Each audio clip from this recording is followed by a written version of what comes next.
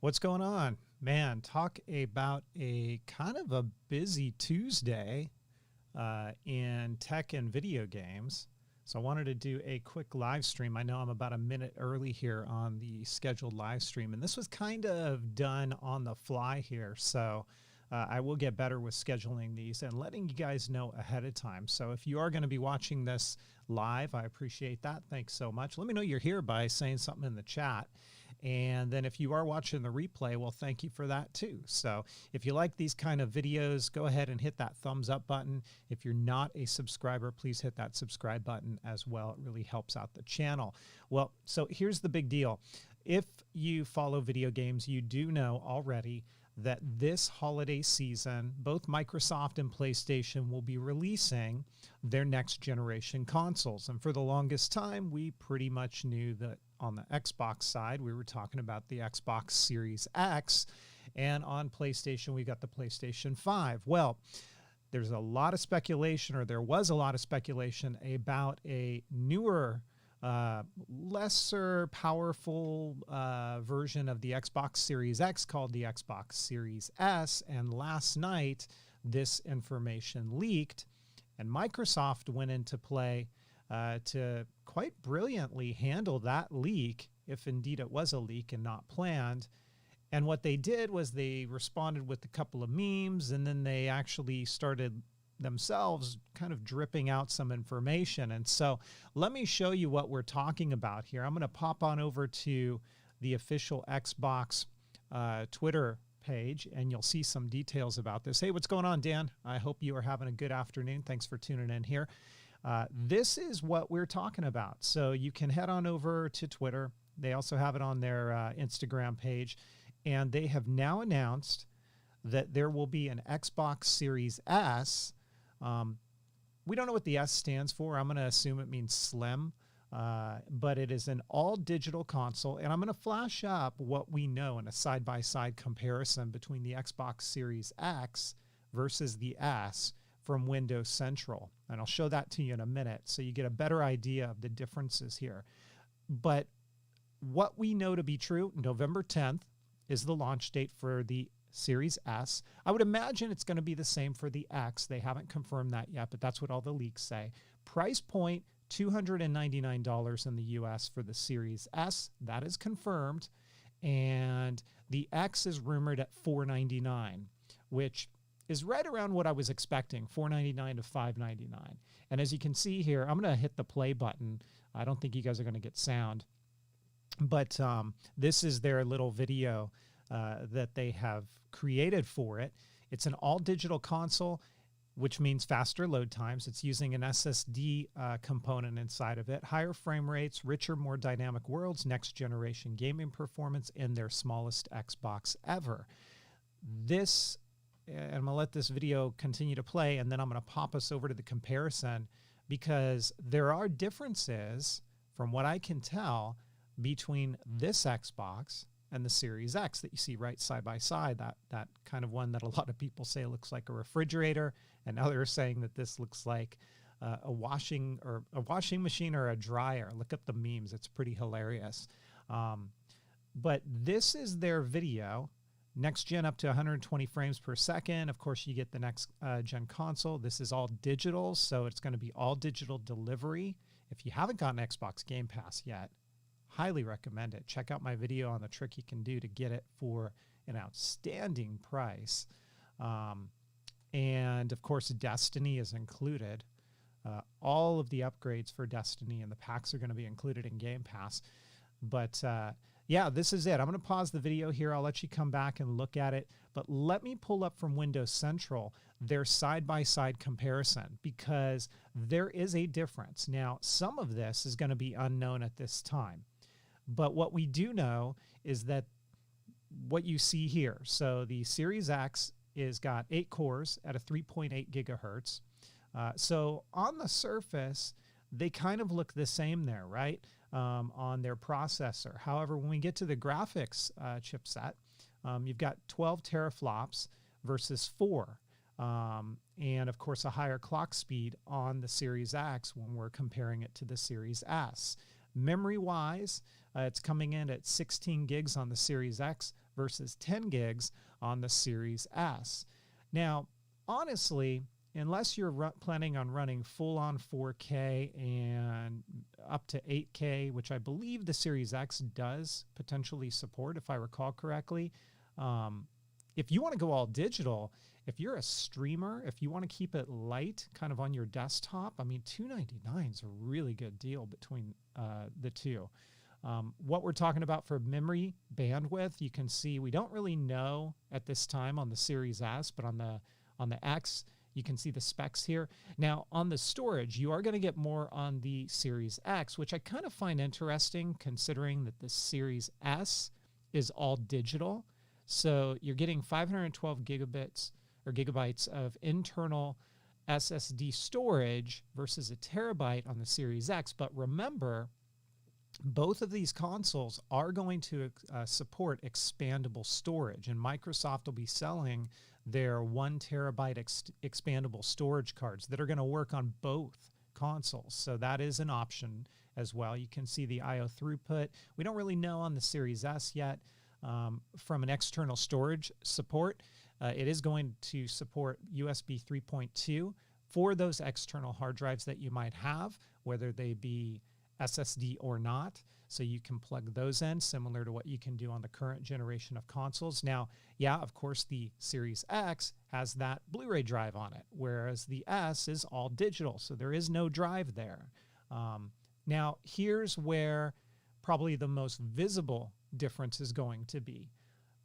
You're looking at graphical capabilities. Now, the performance targets on the X is 4K 60 frames per second up to 120 frames per second, whereas the S is able to maintain 1440p at 60 frames per second or up to 120 frames per second. And this is exactly why I say the Series S console might be a really good option for streamers, because you'll be able to place this on your desktop, and if you're running with a 1440p monitor, which I happen to be running both here as well as over here. I've got an ultra-wide 1440p and a standard size 1440p or widescreen here.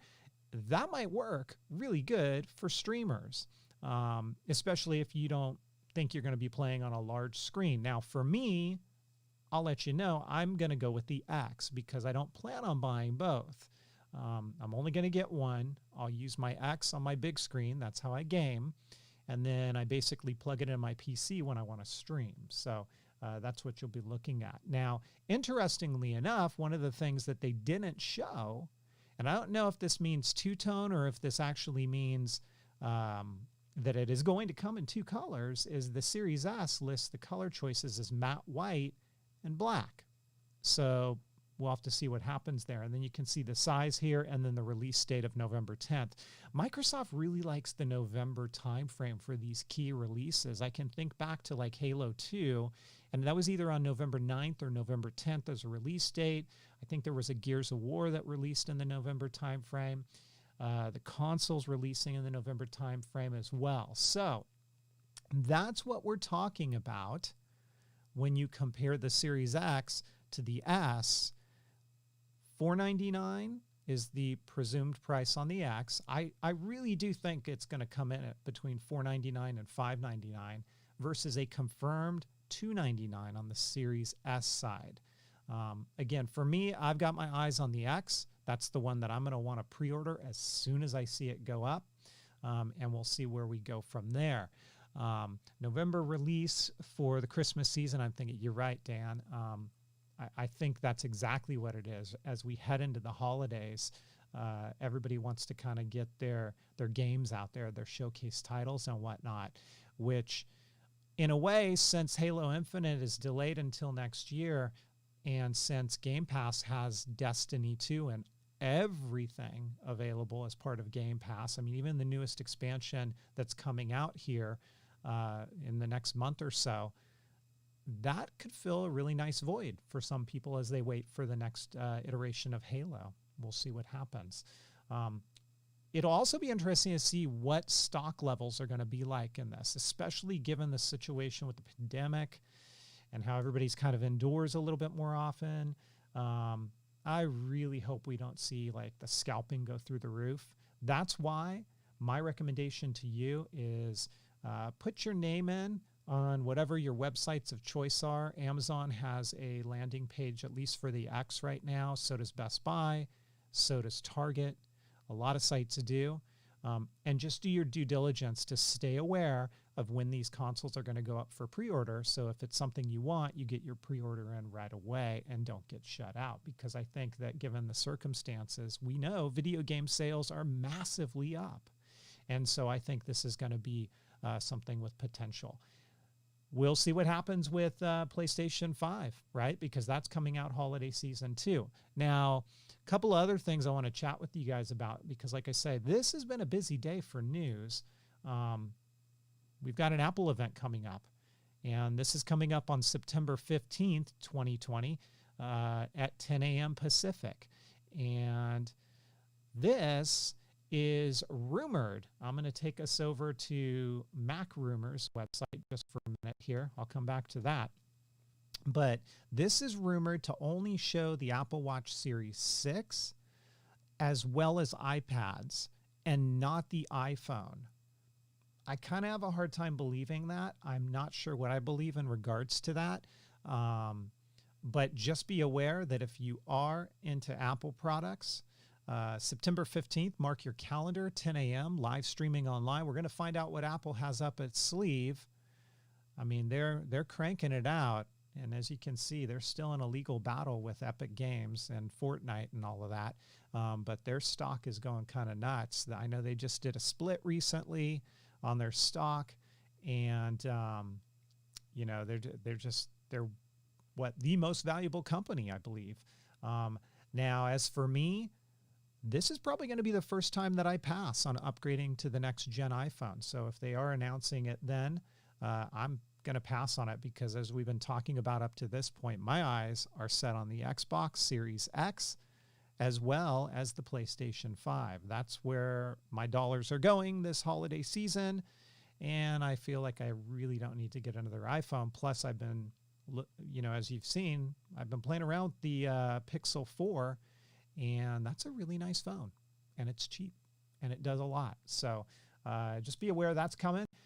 Hot on the heels of that, which is kind of really crazy as well, is Facebook Connect the very next day at 10 a.m. Pacific as well. Let me see real quickly here in the chat, and I'll come back to Facebook Connect and why this one's another one that's interesting to me. So Dan says, you say, I'm really interested in the Apple event, interested in iPhone, but also hoping for a new Apple TV, not liking my Roku at all. Yeah, that would be nice. It's been a while, right? The last time they announced a Apple TV with the 4K model. And I don't have that one myself, but it would be nice if they had an update to that for sure. Mohit, hopefully I've said that correctly. I've never had an iPhone before, considering making the switch just for iMessage. iMessage is nice, as is FaceTime. And I will say that making the switch and playing around with the Android device, since I have a lot of my friends that are on iPhones, it makes it a little bit more hard when I don't have FaceTime. So, yeah. Facebook Connect, why am I mentioning this? Well, the whole reason why I mention this is for one reason only, at least for me, and that's Oculus.